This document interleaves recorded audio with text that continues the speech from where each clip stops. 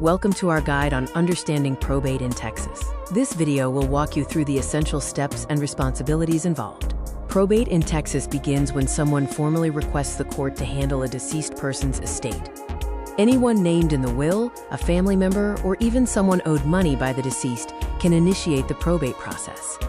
It's crucial to note that there's a 4-year deadline after the person's death to file the probate application.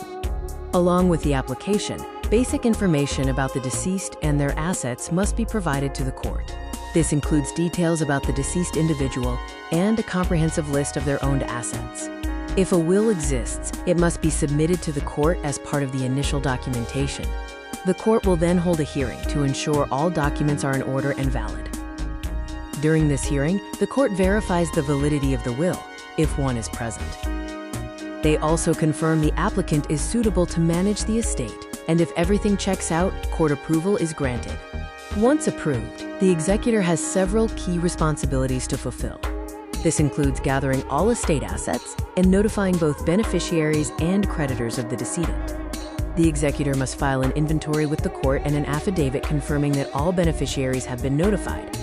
Finally, the executor pays all debts, legal fees, administrative expenses, and distributes the remaining assets to the beneficiaries.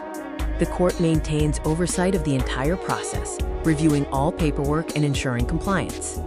This court supervision continues until the entire probate process is successfully completed and the estate is closed.